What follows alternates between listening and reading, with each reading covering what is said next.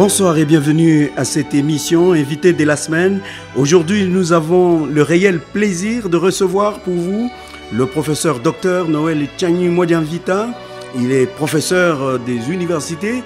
Nous allons parler avec lui sur des questions qui concernent notre pays. Il est en Ngandangika, il vient de faire une conférence et nous allons donc pouvoir poursuivre avec lui pour comprendre davantage ses idées.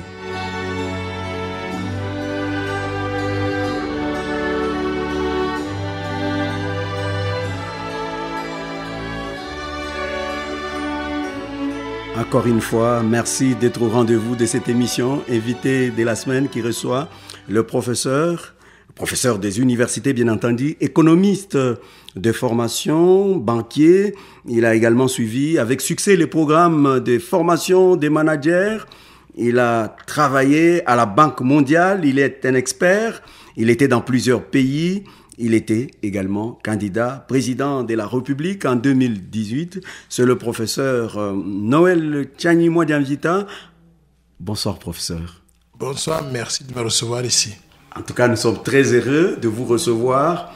Vous avez été tout à l'heure face au public de Ngandangika pour votre conférence. Professeur, quelles sont vos impressions ? Oui, effectivement, on a tenu une conférence ce matin à l'attention du public de Ngandangika du Grand Kasaï. Et la conférence m'a donné une excellente impression de ma ville natale. Je me suis trompé, je me suis dit, Dieu ne s'était pas trompé en me faisant naître ici. J'ai trouvé un public très intéressant, très curieux de connaître davantage, qui pose des questions sans complaisance. Et à la fin de la journée, je pense que les échanges ont été très fructueux. Donc, je pense que le message que j'avais a été bien reçu parce que je pouvais lire sur les visages des gens quand ils posent des questions et quand on répond. Et je pouvais remarquer qu'ils étaient satisfaits donc des questions, de réponses que je leur donnais. Donc, c'était avec satisfaction que j'ai noté cela. Est-ce que vous vous attendiez à cette réaction ? Bon, il y avait plusieurs attentes. D'un côté, je sais que quand on arrive chez soi à la maison, on est en famille et les gens allaient être complaisants. Mais ce que j'ai trouvé, c'est que le public n'était pas du tout complaisant. Le public posait des questions sérieuses. Ils m'ont traité comme quelqu'un qui devait les convaincre ou qui devait échouer.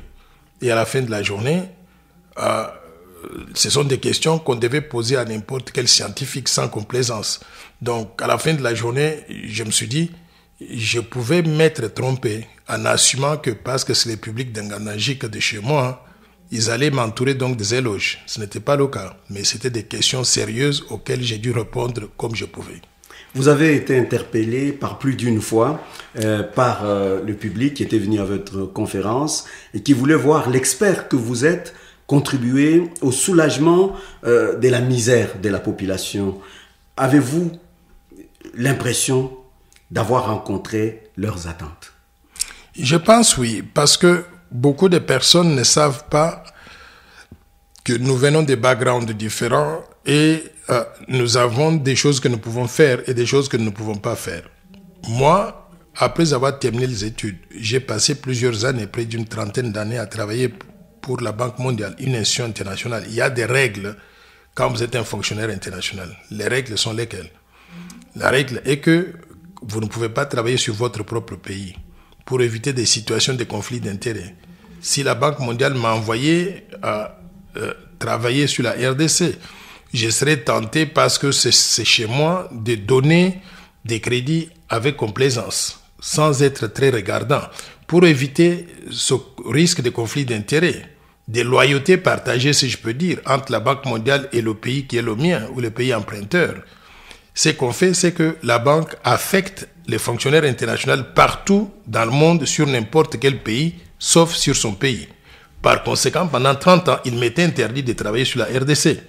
Il a fallu demander une autorisation spéciale en 1997, lorsque on devait concevoir la nouvelle monnaie en remplacement du Zaïre monnaie, en remplacement de la monnaie Zaïre. Alors, j'ai dû demander l'autorisation de la banque de m'autoriser à venir travailler sur mon pays. On m'avait demandé de démissionner pendant 3 mois. Et à la fin de la journée, ils ont trouvé un arrangement pour que je sois en vacances et que je vienne aider mon pays à faire ce qu'on devait faire. Et je pense que j'avais fait un excellent travail qui reste pour toujours d'ailleurs dans les annales de la RDC. J'avais en ce moment-là convaincu le chef de l'État, Mzee Laurent Désiré Kabila. Vous savez qu'il n'était pas trop facile à approcher. Je l'avais convaincu à ne pas mettre ses photos sur les billets des banques. C'est une grande réalisation parce qu'il venait avec un background de quelqu'un qui a trouvé une monnaie, le Zaïre monnaie, où les photos de Mobutu étaient partout. La tentation était grande qu'il voulait une nouvelle monnaie avec ses propres photos à lui. Mais quand j'arrive et je lui dis, vous savez, on va faire une nouvelle monnaie, mais vos photos ne doivent pas figurer sur ces billets-là. Dans un premier temps, il était choqué. Il fallait lui expliquer avec toute la diplomatie du monde, lui donner des exemples concrets des différentes monnaies dans le monde et comment les choses s'est passées. Et enfin, il était convaincu, il avait accepté. Et d'ailleurs, en rigolant, il m'avait dit, mais vous savez, ceux qui voulaient mettre ma photo sur les billets des banques, ce sont des mobutistes. Et par conséquent, vous avez raison, j'accepte votre recommandation. Ça, c'est le premier élément. Deuxième élément, il fallait aussi le convaincre à ne pas mettre dans le conseil d'administration de la Banque centrale des membres du gouvernement. Il y avait 12 membres du conseil d'administration sur lesquels 7 membres étaient des ministres, des gens comme les Pierre-Victor Mpoyo, des Thomas Kanza, des Badimani Mulumba, des Étienne Richard Mbaya, des Maompanga Monananga. Tous ces gens-là, ils étaient membres du conseil d'administration. Et vous savez, là où c'était extrêmement difficile de parler avec le président de la République, c'est que je devais défendre cette thèse-là dans une salle où tous ces ministres-là étaient présents. En d'autres termes, je disais, il faut les révoquer pendant qu'ils me regardaient dans les yeux. Et Badimani Mulumba m'avait même dit, mais tu es fou, tu es en train de demander au président de la République de nous sortir du conseil d'administration alors que chaque fois que nous réunissons, on nous paye des jetons de présence. Tu nous enlèves le beefsteak de notre bouche. Alors, j'étais tenu de pouvoir défendre cette position-là jusqu'au bout et le président m'avait suivi. Donc, en d'autres termes, malgré le fait que la Banque mondiale ne m'autorisait pas à travailler sur mon pays, dès que j'ai eu l'occasion de travailler pour mon pays, ma contribution était très positive. Professeur, vous insistez sur cette photo de président qui ne devait pas être là, mais sur la monnaie américaine. Nous voyons, il y a quand même des effigies de présidents, des anciens soient-ils. Exact. Pourquoi ça ne pose pas problème? Oui. La monnaie américaine, quand vous voyez l'effigie du président, c'était un ancien président qui est déjà mort. Ce n'est pas un président en poste. C'est ça la différence. Si le Congo décidait de mettre la photo de quelqu'un pour les services qu'il a rendus au pays, et qu'on décidait par exemple de mettre, moi j'avais recommandé la photo de Patrice Emery Lumumba, il n'y aurait pas de problème pour ça. Il faut que la personne soit morte, n'existe plus, pour ne pas être controversée. Mais si nous avons un président en poste, la monnaie paraîtra comme sa monnaie à lui et sa famille, et ils vont en abuser. Et c'est ça qu'il faut éviter. Donc la différence avec la monnaie américaine, par exemple, ça, c'est que ici vous avez un président, je crois que c'est Franklin Roosevelt, mort depuis très longtemps, mais on a mis cette monnaie à cause de sa contribution à la gouvernance du pays. Il était très apprécié. C'est comme ça que pour l'honorer, on a décidé plusieurs décennies plus tard, après sa mort, de l'honorer en mettant cette photo sur les billets. Mais Kabila, je lui disais, vous êtes un président en poste, on ne doit pas mettre votre photo sur les billets des banques. Et j'ai dû avancer le même argument tout récemment. Parce qu'il fallait faire la commémoration de l'an 1 de l'alternance. Il y a des gens mal inspirés au niveau de la présidence de la République qui avaient déjà conçu un billet de banque avec la photo de Kabila et de Tshisekedi. J'étais sorti publiquement en envoyant un tweet, vous pouvez vérifier dans mon compte Twitter, et en disant clairement, j'ai envie de me suicider si on mettait la photo de Fachi et de Kabila sur les billets de banque. Parce que je m'étais battu contre ça dans le passé et j'ai pensé que le message était passé, on semble pouvoir recommencer à zéro. Après que j'ai envoyé ce tweet-là, ils ont reculé. Le billet a été annulé. Des ennuis? Non, personne ne m'a causé des ennuis. Bien au contraire, il y a eu beaucoup de soutien à cette position-là. Des gens qui étaient dans la presse, dans les médias, dans la société civile, ils ont compris et je pense que le gouvernement a compris qu'il fallait reculer. Professeur, on comprend qu'avec vos fonctions d'expert international, c'est là, vous n'aviez pas le droit de venir travailler chez vous, mais ça ne vous empêche pas pour autant d'avoir par exemple une résidence chez vous en Ngandangika? Ça ne m'empêche pas d'avoir une résidence chez moi en Ganajika. Et d'ailleurs, j'avais demandé à Abbé Apollinaire Chibaka, à qui je rends hommage, parce qu'il a fait beaucoup pour Ganajika à travers le projet du Tonga, mais à travers d'autres projets connexes à cela. C'est quelqu'un qui est brillant et qui rend un grand service à notre communauté. Et j'avais trouvé qu'il est très sérieux et je lui avais dit, si jamais vous trouvez une maison raisonnable, je voudrais acheter. Donc on est dans la recherche donc, de la maison depuis quelque temps et je réalise peut-être que c'est difficile de trouver une maison qui réponde à mes goûts. Mais si je trouve une bonne parcelle, je vais construire une maison à partir de zéro. J'aurai une résidence donc en Ganajika. Je vous rappelle que mon père avait une parcelle dans les environs du marché. Il est déjà décédé. Il y a des gens qui occupent cette parcelle-là. C'est ma parcelle. Je peux aller recommencer à construire pour m'installer là-bas. Il n'y aura pas un conflit de succession, justement, un conflit des familles. J'essaie d'éviter donc ce genre de conflits-là. C'est pour cela que je regarde les gens, je me dis, ben voilà, ils ont peut-être des enfants, ils n'ont pas beaucoup de moyens. Je préfère ne pas aller les mettre à la porte pour reprendre la parcelle qui appartient à mon père. Mais si je trouve une parcelle pour moi à acheter, je vais construire donc une maison en Ganajika. Et je suis sérieux. Je voudrais construire une belle maison en Ganajika pour être à mesure de venir tout le temps ici, non seulement en vacances, mais passer quelques temps avec les miens. Et je pense que ce serait merveilleux que je puisse donc m'introduire donc dans cette communauté encore. Professeur, vous proposez un modèle pour les développements. Le modèle de développement suivi jusqu'ici a échoué lamentablement. Depuis 60 ans, 62 ans maintenant, depuis l'indépendance, ce modèle n'a pas fonctionné. Pourquoi selon vous? Une combinaison de facteurs. Le premier facteur, le Congo n'a jamais eu de liberté et d'indépendance totale pour faire ce qu'il voulait. Il y a eu beaucoup d'interférences de l'extérieur, des gens qui ont toujours voulu créer de l'insécurité pour que nous ne puissions pas nous concentrer sur les efforts de développement, mais que nous puissions passer notre temps à combattre les rebelles tout le temps. Ça nous a distraits de ce qu'on devait faire. Deuxième élément, on a manqué de vision. Les Congolais pensaient qu'après le départ des Belges, il fallait juste remplacer les Belges, ne rien faire comme programme de développement et qu'on allait transplanter l'Europe donc en Afrique, donc au Congo, sans beaucoup d'efforts. Et ils se sont trompés. Quand vous allez, par exemple, je viens de visiter mon école, le collège Saint-Georges.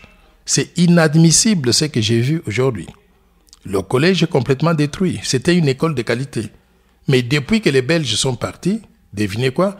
Nous n'avons pas investi un seul centime pour construire les infrastructures de qualité. C'est un manque de vision qui nous a caractérisés. Au niveau national, je dirais aussi que, vous savez, chaque travail requiert une certaine expertise. Il y a des gens qui sont qualifiés pour gérer les pays et des gens qui ne le sont pas. En ce qui nous concerne, regardez depuis 1960 jusqu'à aujourd'hui, tous les chefs d'État qui nous ont dirigés, ils n'ont eu aucune expérience avant d'occuper le poste de président de la République. Tous, sans exception. Et vous vous attendez à quoi? Ils viennent sur le terrain, ils veulent apprendre sur le terrain, ils échouent, ils essayent ce qu'on de faire en anglais trial and error. C'est-à-dire, ils apprennent, ils le font en essayant. Et à la fin de la journée, ils tapent toujours donc à côté. Ça, c'est un élément important. Donc le leadership congolais a été défaillant au sommet de l'État et on ne pouvait pas s'attendre à grand-chose. En plus de cela, il y a eu aussi les mentalités congolaises qui font que beaucoup de personnes confondent les biens privés et les biens publics. On arrive au pouvoir pour s'enrichir, se remplir les poches, pour remplir les poches de ses proches, de sa famille et consorts. Et par conséquent, il n'y a personne qui travaille comme on l'aurait souhaité. Donc, par conséquent, une combinaison de facteurs. Manque de vision de développement, manque de leadership adéquat pour gérer le pays, et en plus de cela, des mentalités catastrophiques qui font que personne ne travaille en réalité, et ceux qui travaillent, ils sont tirés par le bas par la grande majorité des personnes qui ne savent pas ce qu'ils font. Tous ces facteurs-là ont fait que le Congo a échoué.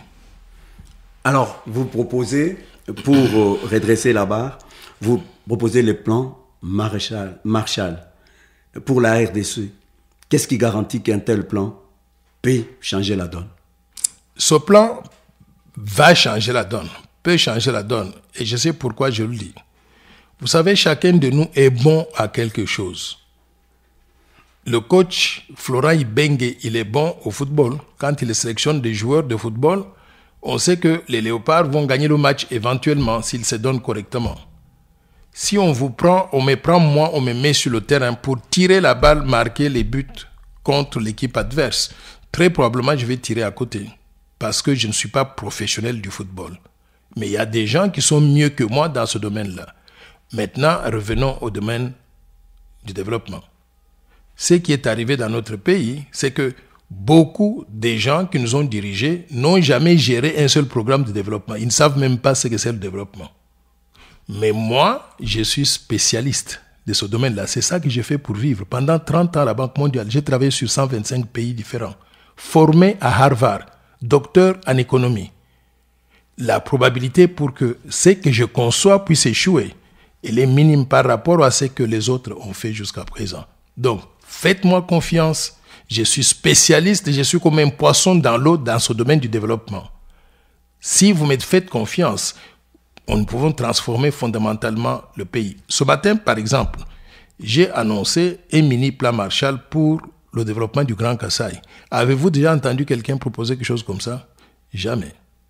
Mais je suis venu, j'ai passé quelques temps, j'ai regardé la province de Lomami, toutes les 5 provinces 7 là qui constituent le Grand Kasaï, et je me dis que si on laisse chaque province travailler dans son coin, nous n'allons jamais nous en sortir. Faisons un grand bloc économique. Et quels sont les obstacles au développement? Je me suis dit, les infrastructures de base manquent. Est-ce que nous sommes capables de construire ces infrastructures? Je me dis oui. Quelles sont les infrastructures qui manquent? J'ai proposé la construction des 3 grandes routes, des autoroutes qui vont relier toutes les 5 provinces du Grand Kasaï. Et j'ai proposé en cela aussi des possibilités de provision de l'eau et d'électricité à tout le monde.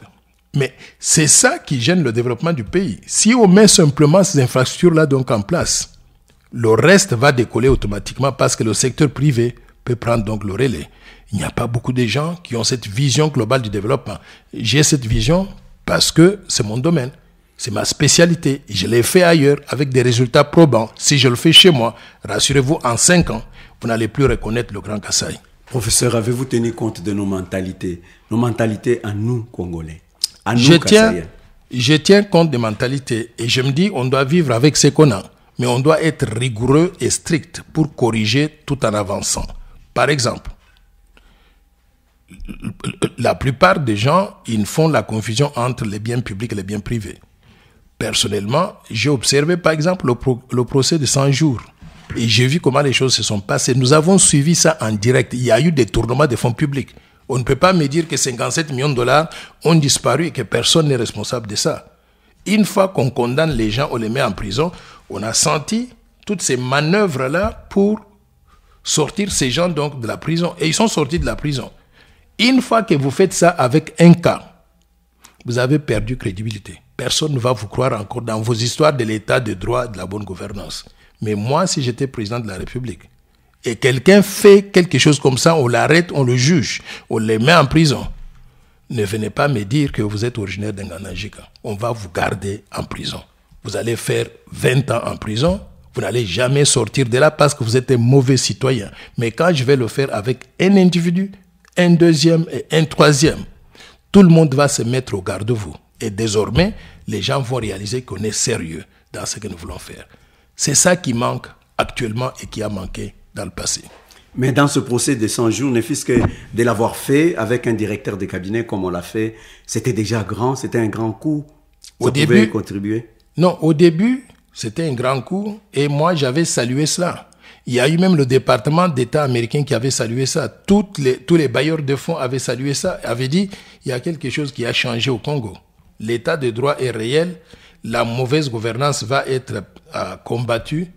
Et nous allons commencer donc une nouvelle ère de gouvernance donc dans ce pays-là. Tout le monde avait salué ça, à commencer par moi. Mais quand ils ont inversé tout cela, on s'est dit mais finalement ce n'est pas sérieux. Si tout le monde dit maintenant, quand on avait condamné les gens, le département d'État avait commis un communiqué pour dire bravo. Mais quand on a libéré ces gens, est-ce que vous avez entendu le département américain ou bien les bailleurs de fonds dire bravo? Ils se sont dit mais finalement c'est la même chose. ils ne vont jamais changer ces Congolais. Et par conséquent, ils ont perdu crédibilité. Moi, je me demande, lorsqu'on va avoir des élections en 2023, j'aimerais bien voir l'équipe du président Félix Tshisekedi dire aux gens qu'est-ce qu'ils comptent encore faire dans le domaine de la gouvernance et de l'état de droit. Parce que la crédibilité est partie et ne reviendra plus. Alors, professeur, est-il vrai que votre stratégie dans ce plan repose sur les secteurs privés comme principal moteur de croissance? C'est une bonne question. Au fait, ma stratégie, je reconnais le secteur privé comme le principal moteur de la croissance. Mais je reconnais aussi que dans un pays pauvre, où il y a tout à faire, on ne peut pas, où il n'y a pas encore un secteur privé, où le secteur privé est embryonnaire, on ne peut pas s'attendre à ce que ce secteur privé joue le rôle primordial. Par conséquent, il doit y avoir une combinaison de techniques. L'interventionnisme étatique combiné avec le secteur privé, lorsqu'il y a ce secteur privé capable de pouvoir se substituer donc à l'État. Je donne un exemple. On vient de vivre 2 cas que je considère moi dramatiques. 2 banques congolaises, la BCDC et TMB Bank, toutes les 2 acquises, conquises, achetées par des banques kenyanes aux grandes dames des Congolais. Je me serais attendu que quand on veut vendre des banques, qu'il y ait des Congolais qui achètent ces banques-là. Si aujourd'hui, l'État laisse ces banques congolaises achetées par des Kenyans, c'est qu'on n'a pas de vision. Moi, je me serais attendu à ce que l'État congolais demande aux gens en disant « Est-ce qu'il y a des Congolais capables d'acheter ces banques ?» S'il n'y a personne, je me serais attendu à ce que l'État se mette à côté des Congolais pour acheter ces banques-là et les réorganiser, y injecter des capitaux, mais qu'on mette le secteur privé congolais dans le siège du conducteur. En fermant les yeux, en disant qu'il n'y a pas de Congolais capables d'acheter des banques. En les vendant donc aux Kenyans, ça veut dire simplement que nous, en tant que pays, nous manquons de vision. Nous ne savons pas ce que nous voulons. Les Kenyans contrôlent aujourd'hui 60% des actifs bancaires en RDC. Mais c'est grave. Ça veut dire que nous sommes en train de devenir progressivement une dépendance du Kenya. Je regrette et je voudrais dire là au chef de l'État, ce n'est pas la vision qu'il nous faut pour le Congo. On vous a induit en erreur. C'est une grosse erreur monumentale. Est-ce qu'il y avait des Congolais qui avaient des capitaux en main, qui pouvaient faire ça? Est-ce que ce n'est pas un problème de pauvreté ou un problème de méfiance des Congolais eux-mêmes qui préfèrent plutôt investir ailleurs? Je voudrais vous dire que moi, personnellement, j'avais exprimé le besoin et l'intérêt pour acheter la BCDC en mobilisant des capitaux extérieurs d'autres banques. Je me suis dit, ces capitaux-là peuvent venir se mettre autour de moi, Congolais, spécialistes dans le domaine financier. On pouvait acheter la BCDC et la gérer au profit des Congolais. J'étais choqué de voir la rapidité avec laquelle les Congolais ont vendu la banque au Kenya, sans même pouvoir écouter ma voix, ce que je proposais. Mais il y a d'autres Congolais qui étaient comme moi, qui étaient intéressés. Donc, ce n'est pas une question de ne pas avoir trouvé des Congolais, c'est une question de manque de vision politique. Manque de vision dans ce secteur-là où on ne comprend pas qu'une banque, nous avons déjà 15 banques qui sont toutes étrangères.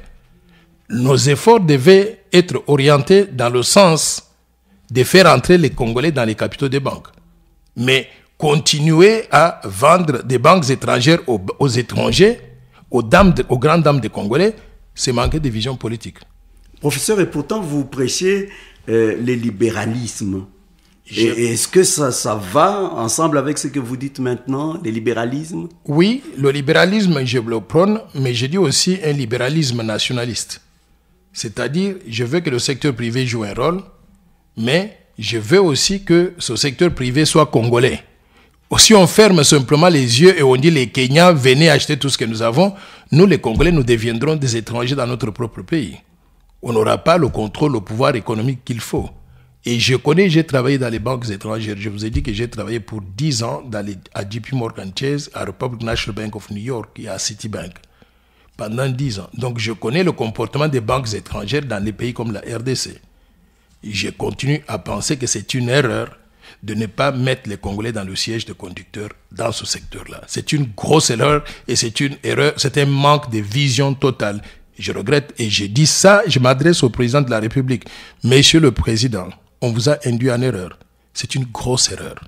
Et je pense que vous devriez chercher à corriger ça. Si vous ne corrigez pas, en réalité, il n'y a rien à espérer du secteur financier tel qu'il est aujourd'hui, parce qu'il est tourné vers l'extérieur, au profit de l'extérieur, et rien n'est fait au profit des Congolais. Je voudrais donner un exemple.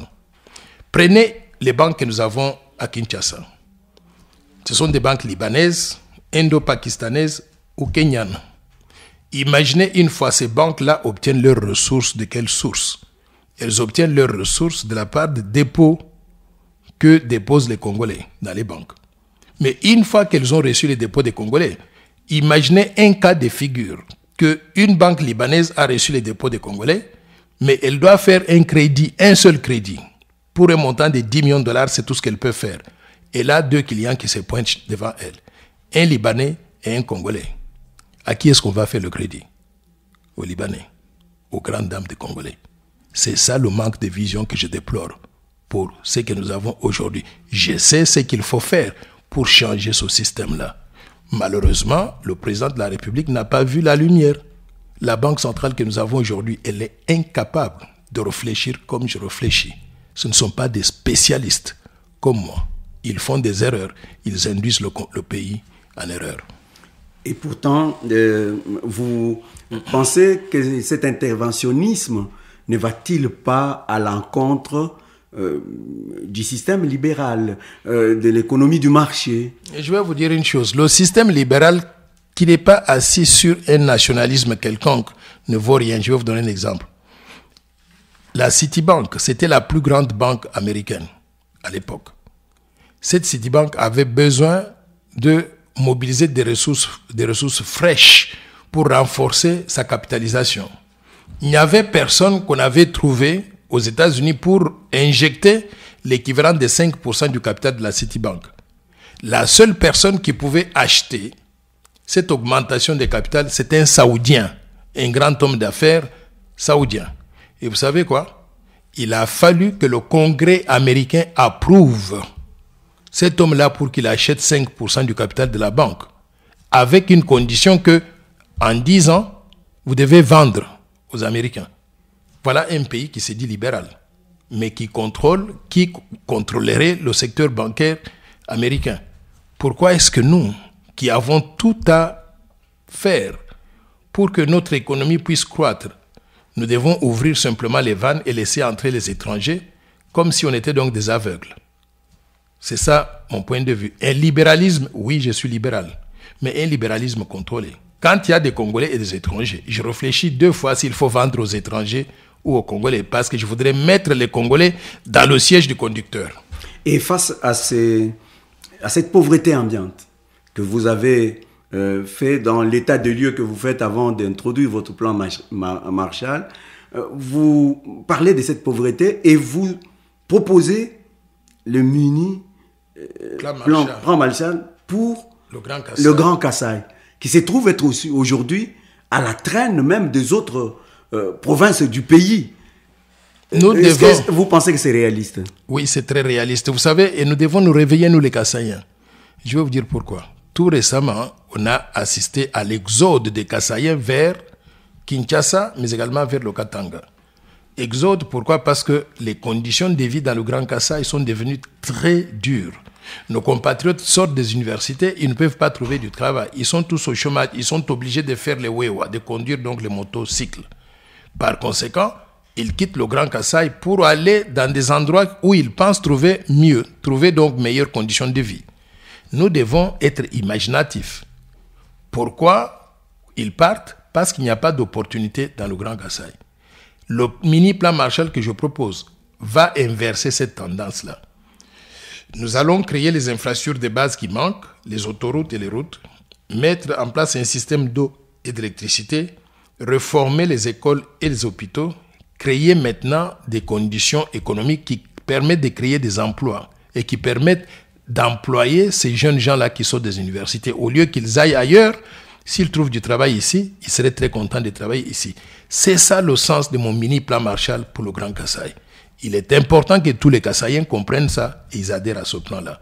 Si nous faisons ça, nous allons créer les bases du développement économique et social accéléré du Grand Kasaï Et tous les Kassaïens, ils aimeraient bien vivre chez eux. Vous savez quoi? Si moi, j'en avais l'occasion, je voudrais rester vivre en Gandajika. Il fait très beau ici. Le climat est doux. Il n'y a pas de moustiques. Il n'y a pas de bruit. Et surtout, le plus important, les Kassaïens sont très bien élevés. Nous avons encore le sens des valeurs qu'on a perdu ailleurs. J'aimerais bien vivre ici, élever mes enfants ici, si les conditions étaient les mêmes à Kinshasa, par exemple, en ce qui concerne envoyer les enfants à l'école, ou bien les conditions de transport, ou bien ces infrastructures de base-là.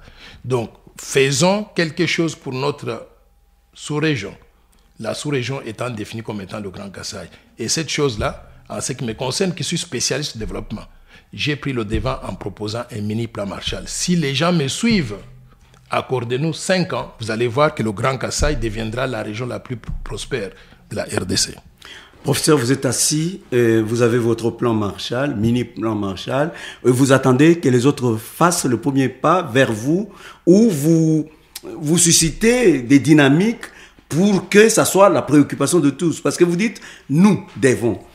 Lorsque vous parlez de nous, vous entendez vous seul, votre parti politique, ou vous mettez en place une dynamique avec les autres Kassaïens. Qu'est-ce que vous faites concrètement, professeur? La dynamique avec les autres Kassaïens, c'est ce que j'ai essayé de faire avec la conférence de ce matin. J'ai fait la même chose avec la conférence pas Washington, à Mbujimayi. Oui. J'essaierai donc d'aller dans d'autres coins du Grand Kasaï. Demain, je serai à Mweneditu et éventuellement à Luputa. Si j'ai l'occasion, je vais présenter donc aux compatriotes qui sont là-bas. Je pourrais partir à Kinshasa, revenir pour aller à Kabinda, aller à Lusambo, au Sankuru, ainsi de suite. J'essaie de créer une masse critique, des gens qui comprennent que ce que je propose est bon pour le Grand Kasaï et est faisable. Si les gens y adhèrent et comprennent ça, nous allons travailler ensemble pour arriver à mettre en œuvre ce plan. Professeur, vos plans Marshall arrivent souvent à la veille des élections. Est-ce que c'est en vue des élections que vous proposez ces idées? Non, je voudrais vous dire que vous vous trompez. Si vous avez l'Internet maintenant, là, je vous demande d'aller sur Internet et mettez Noël Tchani, plan Marshall, Jeune Afrique. Vous allez voir que la première mouture du plan Marshall que j'avais proposé, c'était en 2003, 2004. Je n'étais pas candidat en ce moment-là. C'est vrai que j'ai lu ça tout à l'heure. Voilà, j'étais simplement intéressé par ce qu'il faut faire pour redresser notre pays. C'est ça ma préoccupation. Les élections peuvent venir passer, ce n'est pas ça la justification. Mais pourquoi est-ce que ça redevient donc à la veille des élections, les gens y font attention? C'est lorsqu'on constate que la gouvernance sur le terrain ne donne pas de résultats, que les gens commencent à se demander mais qui peut nous tirer d'affaire? En ce moment-là, quand je parle du plan Marshall, ils se disent peut-être qu'il veut gagner les élections. C'est pour ça qu'il nous propose ça. Mais pourquoi pas? S'il faut gagner les élections en proposant le plan Marshall, mais bien sûr, ce sera une opportunité pour que nous travaillions ensemble pour mettre en œuvre cette vision pour que enfin notre pays retrouve son salut. Alors, moi, je n'ai aucune honte, que ce soit à la veille des élections, après les élections ou avant les élections. J'ai conçu des idées, je les vends à la population congolaise à tout moment. S'ils acceptent, tant mieux. S'ils n'acceptent pas, tant pis. Mais j'espère qu'ils vont comprendre qu'il faut qu'on puisse adopter ce plan et que l'on mette tous ensemble. Surtout les Kassaïens. Sortons du fanatisme. Sortons du fanatisme. Regardons les idées. Moi, je suis venu en Mbujimayi. Ça fait une semaine. Au bout d'une semaine, je propose le plan Marshall, le mini-plan Marshall pour la reconstruction du Grand Kasaï. Il faut admirer ça. Il y a des gens qui sont venus ici se promener et à la fin de la journée, il n'y a aucune idée qu'ils ont mise en œuvre. Donc, je vous propose quelque chose qui peut transformer la vie de tous, travailler ensemble pour arriver à mettre cela en œuvre. Ce sont les mêmes piliers, les 8 ou 9 piliers pour le plan Marshall au niveau national et au niveau du Grand Kasaï, c'est ça? On va garder les mêmes piliers? Non, les piliers que j'ai annoncés ce matin étaient au nombre de 10. Oui. Et c'est très... il y a des piliers qui sont complémentaires, mais c'est très différent de ce que j'ai proposé au niveau national. Je voudrais mentionner quelques-uns de ces piliers-là. Un, j'ai reconnu le fait que le Grand Kasaï a un problème d'immigration, d'exode. Les gens partent du Grand Kasaï pour aller au Katanga, pour aller à Kinshasa. Je propose une aide humanitaire nationale et internationale urgente. Je n'avais pas proposé cela au niveau national. Pourquoi? Parce que si quelqu'un a un ventre creux, n'a rien à manger et n'a pas d'habit pour s'habiller, il va se jeter à l'eau. Il va se jeter vers l'inconnu. Mais si on lui garantit un minimum vital, il va rester ici, pendant qu'on cherche donc à lui créer des opportunités. Ça fait la différence entre le plan national et le plan Grand Kasaï. 2, je me suis dit que pour la provision de l'électricité et de l'eau, j'ai identifié d'où viendrait l'électricité qu'on peut créer dans le Grand Kasaï. J'ai identifié 4 sites. Katende, on travaille déjà là-dessus. Kafumbu, personne n'a jamais mentionné Kafumbu comme étant une source d'électricité et d'énergie pour régler les problèmes de l'eau et de l'électricité en Ganaji, comme on a dit tout le putain. Je n'ai pas parlé de cela au niveau du plan national. Je propose ça dans le plan du Kasaï. J'ai parlé aussi de Mouchi. Mouchi, c'est à Kabinda. Donc, ce plan que je propose là, il est adapté spécifiquement au Grand Kasaï. Les gens qui disent, oh, par exemple, je parle du plan Marshall, c'est un concept américain. Est-ce que dans le concept américain, il y a Kafumbu, il y a Mouchi, il y a Katende, il y a la route qui part donc de Mwenedito à Nganajika, à Mbujima jusqu'à Kananga, jusqu'à la frontière. Donc, le mot plan Marshall, on l'utilise simplement comme étant un terme générique pour dire un plan de reconstruction. C'est comme le mot frigidaire, frigo. Vous pouvez avoir un frigo qui est Sony, qui est Zénith, qui est ceci, cela, mais le terme générique que les gens utilisent pour parler de cette machine-là qui garde le froid, c'est frigo. C'est parti donc d'un quelque chose qui a réussi et tout le monde donc a commencé à utiliser cela pour parler de ça. C'est ça le sens de mon plan Marshall. Donc, le plan du Kasaï que je propose est très différent du plan national, bien qu'il y a certains enjeux qui peuvent être les mêmes, mais la façon de les régler, je tiens compte simplement des conditions dans le Grand Kasaï. Là, vous êtes très bien dans votre domaine. Vous êtes comme un poisson dans l'eau, comme vous dites, monnaie, développement, tout cela. Mais le problème, c'est que vous créez quelque chose pavé dans la mare et vous parlez de la loi Tchani. Ça, c'est un sujet assez clivant.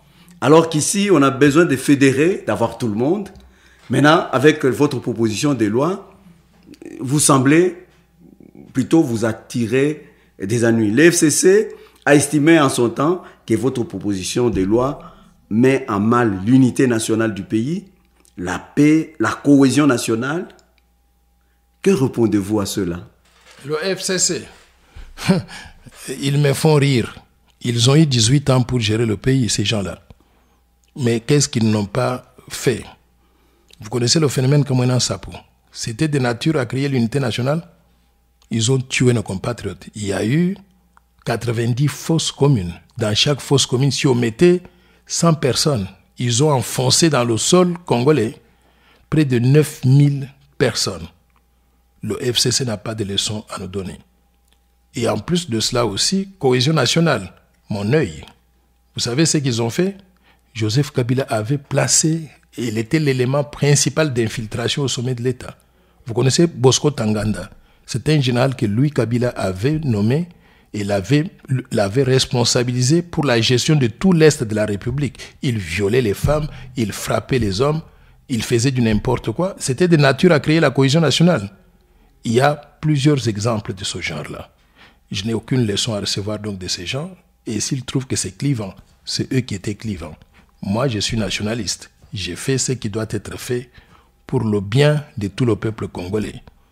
Tant pis s'ils ne sont pas contents, ils ne sont pas contents parce qu'ils ont perdu le pouvoir. Mais moi, je n'ai aucun intérêt donc à gagner en proposant quelque chose qui, j'y pense, est très bon pour mon pays et ils appellent ça clivant. C'est eux qui étaient clivants. Moi, je suis nationaliste, je suis pacificateur. Je voudrais mettre tout le monde ensemble. Mais le plus important, c'est quoi? C'est que je fais appel à tout le monde. Même les gens du FCC, je suis prêt à leur pardonner s'ils se mettent sur le bon chemin. Mais s'ils continuent toujours à nous tirer vers le bas, il va falloir donc peut-être qu'on puisse les arrêter, les juger, les foutre au cachot pour les crimes qu'ils ont commis pendant les 18 dernières années. Professeur, même le cardinal Ambongo, il a stigmatisé votre loi, votre projet de loi, qu'il a jugé dangereux, alors qu'il parlait au Katanga. Pour lui, cette loi ne promet point la cohésion nationale. Il s'exprimait à Lubumbashi à la prise de possession canonique de Monseigneur Fulgence Mouteba.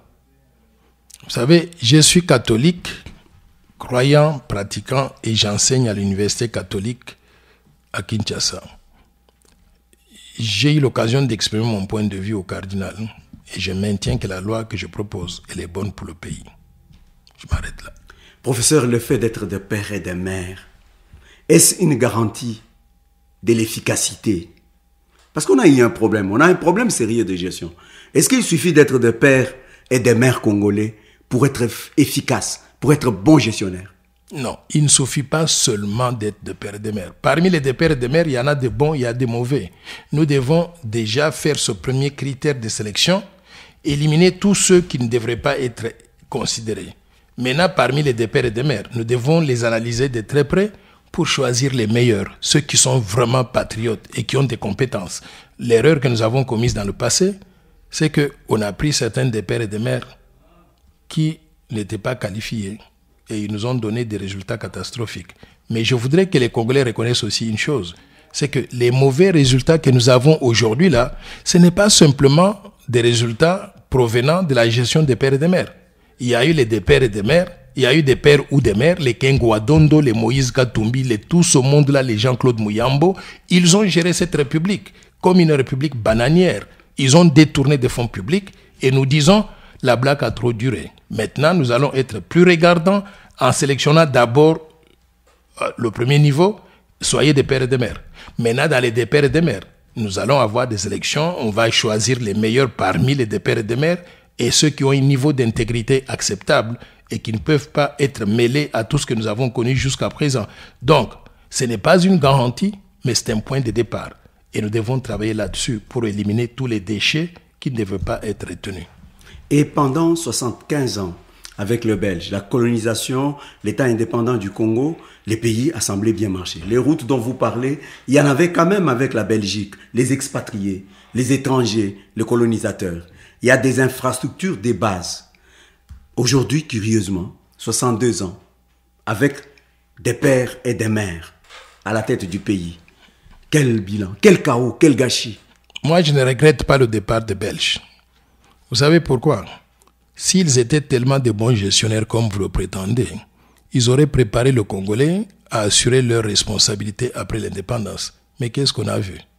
Ils faisaient tout pour rester ici éternellement. Ils avaient même le culot, en 1960, de nous proposer le plan Van Bilsen qui demandait qu'on puisse leur donner encore donc 30 ans, comme si la préparation devait commencer simplement à partir de 1960 pendant 30 ans. Les Belges avaient mal géré le Congo et ils utilisaient les ressources naturelles du pays pour leur avantage en Belgique. Aujourd'hui, nous avons des Congolais qui sont aussi bien éduqués, qui ont aussi de l'expérience, des qualités, au même titre que les Belges. Moi que vous voyez devant vous, je n'ai aucun complexe à l'égard de qui que ce soit. J'estime qu'il y a beaucoup de gens comme moi qui sont capables de gérer le Congo aussi avec les règles de l'art. Responsabilisons ces Congolais-là, ils vont nous délivrer la meilleure performance pour le pays. Ne regrettons pas le départ des colonisateurs. Quand vous dites ça, vous savez, je revois parfois les discours de Patrice Emery Lumumba. Ce monsieur-là, il est mort pour une raison. La raison était qu'il voulait que le Congo soit géré par nous-mêmes. Pourquoi? Parce que les Belges avaient beaucoup abusé de nos concitoyens. Ils coupaient les bras des gens. Ils violaient nos femmes. Ils maltraitaient les Congolais comme vous ne pouvez pas imaginer. Et aujourd'hui, vous regrettez 62 ans après, vous regrettez donc leur départ. Non. Le Congo doit rester souverain. Il doit être géré par nous. Mais parmi nous, là, nous devons choisir les meilleurs qui peuvent nous délivrer la meilleure performance, qui soient intègres, qui soient honnêtes et qui pourraient faire avancer la cause de la RDC. C'est comme ça que les pays progressent et vont de l'avant. En prenant l'exemple de Barack Obama, l'Américain, il est, lui, des pères kenyans, et son père n'est pas américain, et c'est sa mère peut-être. Cela n'a pas empêché à cet Américain d'origine kenyane de défendre valablement les intérêts des États-Unis d'Amérique. Et même quand on met en balance, si devant lui il y avait un choix à faire entre le Kenya et les États-Unis, on est sûr que Obama, tout en ayant un sang tout africain, tout kenyan, il allait défendre toujours les États-Unis. Est-ce que cela n'affaiblit pas votre thèse de père? Non, pas du tout. Je pense que vous ne connaissez pas la Constitution américaine. Chaque pays a son histoire. L'histoire des États-Unis est que tous les Américains sont venus de quelque part, sont des émigrés, des gens qui sont venus des pays extérieurs pour venir s'installer aux États-Unis. Ils se sont dit, parce que tout le monde est étranger, est venu de quelque part, qui est-ce qu'on va considérer comme étant un vrai Américain? C'est celui qui est né sur le sol américain. De ce point de vue-là, Barack Obama est né sur le sol américain. Il a rempli les critères. Chaque pays a des critères. Il a rempli les critères pour être considéré américain à part entière. Barack Obama n'est pas différent de Hillary Clinton, de Bill Clinton ou de Donald Trump. Ils sont tous américains. Maintenant, nous avons notre histoire à nous. Nous avons l'histoire donc des gens qui sont des infiltrés, qui viennent donc de quelque part et qui veulent nous dominer, nous coloniser encore. Nous disons non, parce que nous nous sommes battus pour l'indépendance. Nous voulons rester un pays souverain. Par conséquent, on n'accepte pas que quelqu'un vienne, qu'il soit un étranger, qu'il vienne sur notre terrain et qu'il naisse. Nous n'avons pas le droit du sol. Nous avons le droit du sang. Vous devez avoir le sang pur congolais pour être considéré véritablement congolais au point d'occuper des postes de souveraineté. C'est ça la différence. Les Américains ont le droit du sol, il faut être né sur le sol américain, et nous avons le droit du sang. Il faut avoir le sang, c'est-à-dire de père et de mère congolais pour être éligible pour les fonctions de souveraineté. Mais Barack Obama, il reste américain. Ce n'est pas parce que son père est venu de quelque part qu'on doit le considérer africain. D'ailleurs, je voudrais vous dire une chose.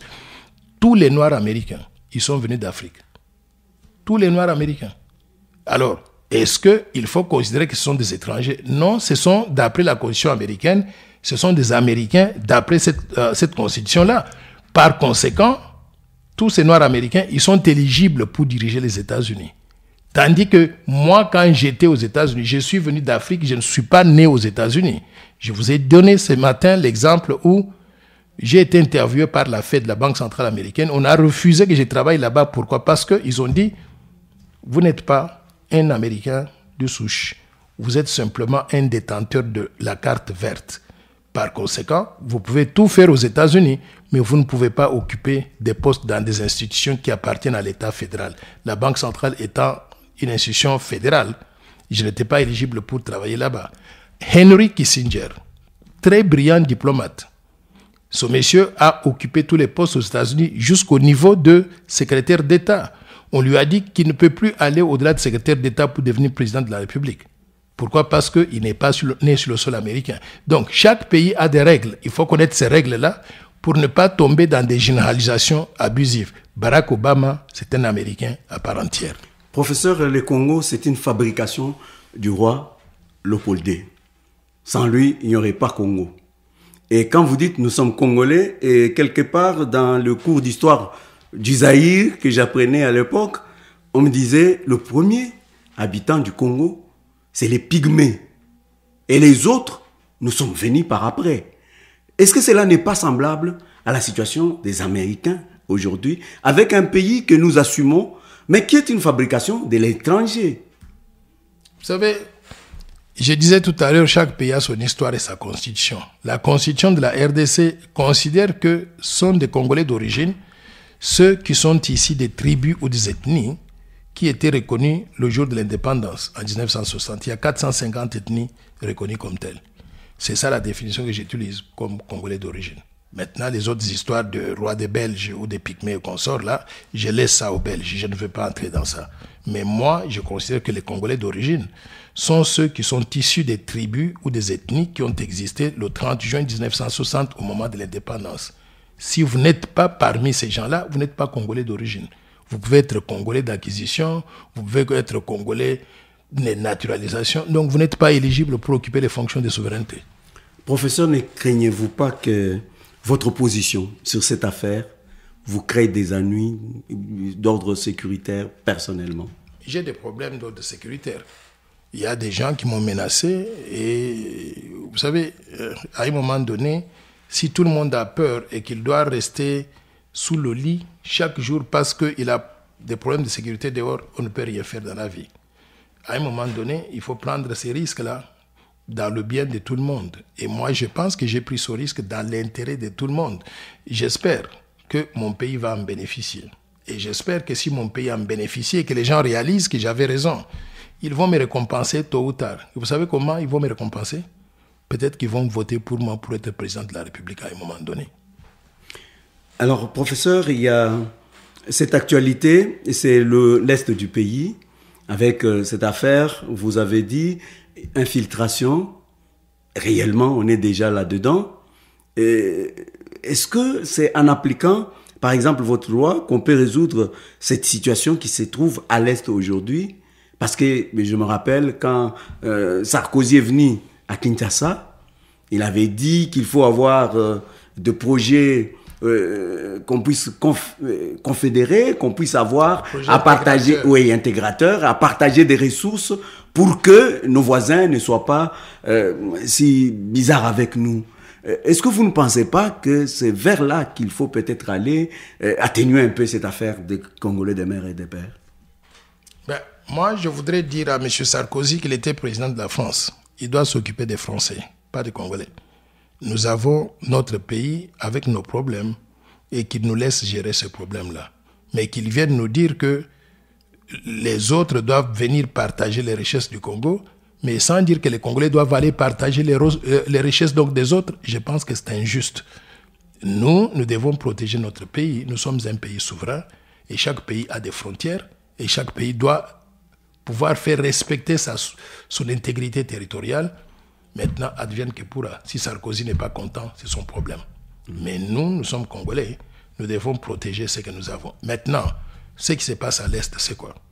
Vous avez vu que depuis 1996, M. Kagame essaye par tous les moyens d'infiltrer les institutions de la République. Toutes les rébellions qui se sont succédées ont été créées par M. Kagame. Il les a créées en se déguisant, en disant il y a des Congolais qui ne sont pas contents et qui réclament ces six-là. Et chaque fois qu'on tombe dans ce jeu-là, il dit on va négocier. Et quand on négocie, ils réclament des choses, on leur donne et ils recommencent encore à zéro à réclamer donc autre chose. La blague a trop duré. Il est aujourd'hui à découvert. Nous ne devons plus accepter ça. Les brassages, là, c'était moyen d'infiltrer les institutions de la République. Nous devons dire ça. Nous devons dire non. Donc, comment extirper l'infiltration des institutions de la République?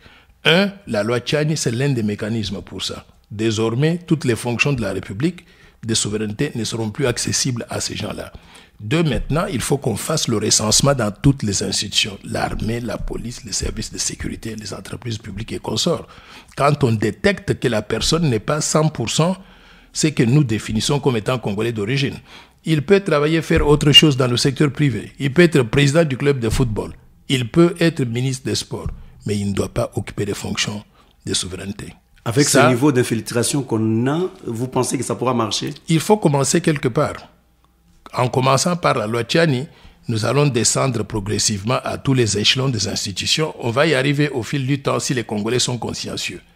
Mais, par exemple, nous disons qu'il faut être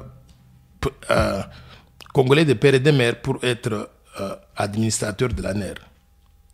Ça, c'est le point de départ. Mais quand vous êtes Congolais de père et de mère et vous êtes administrateur de l'ANER et vous êtes consciencieux, vous allez vous assurer qu'à tous les échelons à l'intérieur de l'ANER, qu'il y ait des Congolais qui soient des pères et des mères. Donc vous allez faire le travail d'exfiltrer de l'ANER tous ceux qui ne sont pas loyaux à la République démocratique du Congo. Et ce travail-là sera fait dans toutes les institutions. Mais nous devons avoir un point de départ. Ce point de départ, c'est la loi que je propose. Alors, vous êtes là avec votre parti politique. Et pourtant, vous étiez, j'ai entendu ce matin, très critique pour le parti politique. Vous dites qu'au Congo, on ne considère pas les partis politiques. Vous avez pourtant un parti politique. Ce n'est pas une contradiction? Non, ce n'est pas une contradiction. Nous devons vivre avec ce que nous avons dans un pays. Ce qu'il y a aujourd'hui, c'est qu'il y a 800 partis politiques. Vous connaissez la différence entre ces partis-là? Je ne connais pas la différence. Je ne connais même pas leur ligne philosophique. Et il faut voir comment ces gens-là se comportent. Aujourd'hui, ils sont dans le parti, ils ont tous les privilèges, ils s'embrassent. Demain, ils se disputent entre eux, ils sortent, ils commencent à tirer sur le parti pour lequel donc, ils avaient travaillé comme s'ils n'ont jamais connu ce parti-là. Je suis arrivé à la conclusion que ces partis politiques congolais-là ne sont pas très sérieux. Je propose un parti qui est différent de tout ce que vous connaissez. Un parti composé de gens propres, intègres, des gens qui ont de l'expérience à revendre, qui peuvent transformer la RDC au profit de tous, qui met en avant l'état de droit, la bonne gouvernance, non pas simplement qu'ils le disent, mais qu'ils le pratiquent. Vous les trouvez où, ces gens, professeur? Il y en a tout plein au Congo. Il y a des gens qui ne partagent pas le point de vue de ceux qui nous détournent l'argent tous les jours, là. Il y en a parmi les Congolais. Et si simplement il y a quelqu'un qui a été trempé, qui est encore récupérable, il faut le récupérer. Donc, nous avons cette vision-là de développement économique et social accéléré de la République démocratique du Congo. Vous avez une machine qui détecte ceux qui sont récupérables. J'ai été formé pour analyser les gens et les évaluer. Je peux me tromper, mais généralement, quand je passe du temps avec vous comme ça, je peux, au risque de me tromper, vous évaluer et déterminer que vous êtes quelqu'un de bien ou pas de bien. Et si je me trompe, ça ne va pas résister au test du temps. Dans 1 mois, dans 2 mois, dans 3 mois, vous allez vous faire découvrir. Et en ce moment-là, j'ai eu par exemple quelqu'un qui était même devenu secrétaire général de notre parti et qui ne m'avait jamais dit qu'il a fait des rébellions, mais des rébellions meurtrières. Quand j'ai eu l'information, je lui ai posé la question, mais vous ne m'avez jamais dit que vous faisiez partie des groupes rebelles. Il a dit, oh non, mais est-ce que c'était important donc de le dire? J'ai dit oui, c'était important, parce que je pars partout en disant, nous sommes propres comme la neige. Nous n'avons pas du sang sur la main. Nous n'avons jamais été corrompus. Donc, si moi je dis ça et tu es derrière moi et tu as du sang sur les mains, ça détruit toute la thèse. Je lui ai dit, en toute amitié, je préfère qu'il puisse faire autre chose. On ne voulait pas le garder dans le poste de secrétaire général. On l'a débarqué. Et c'est comme ça que je pense que les partis politiques devaient se comporter. Si on encourage le mal en reconduisant les mêmes et en les laissant faire les mêmes bêtises, nous n'allons jamais lutter contre les antivaleurs. Et nous sommes résolument engagés à lutter contre les antivaleurs pour avoir des gens de qualité que nous pouvons utiliser pour gérer le Congo de demain, afin que ce Congo-là puisse donner des meilleurs résultats par rapport à ce que nous avons jusqu'à présent. Professeur, vous avez de très bonnes idées. Est-ce que vous ne feriez pas mieux de rester dans les auditoires, dans la science, que de venir dans la politique, là où il n'y a que des magouilleurs au Congo? Pour nous, déjà, en Chiluba, quand on parle de Kijiji, on voit ce que c'est. Nous avons encore très peu de minutes maintenant. C'est peut-être la dernière prise de parole. Comment conclure? Alors, est-ce que vous ne feriez pas mieux de rester professeur? Ça vous va très bien, au lieu de vous salir en politique. Mais vous savez, quand on est professeur, on doit avoir un objectif. Moi, je suis professeur pour former la jeunesse, pour que ces jeunes-là deviennent comme moi. Vous avez vu ce matin à la conférence en Ganajika, il y avait 2 camions transportant les étudiants de mon université, l'université officielle de Mbujimaï, qui sont venus de Mbujimaï spécialement pour assister à cette conférence. Je les appelle les disciples. C'est comme les 12 disciples de Jésus. Ils sont en train de me suivre partout parce qu'ils croient en moi et ils pensent que j'ai des idées. Ils voudraient apprendre de ces idées-là. En étant professeur, on va atteindre une masse critique. En atteignant une masse critique, nous allons prendre le pouvoir et nous allons gérer ce pays avec ces jeunes-là qui auront été marqués par les enseignements que nous donnons.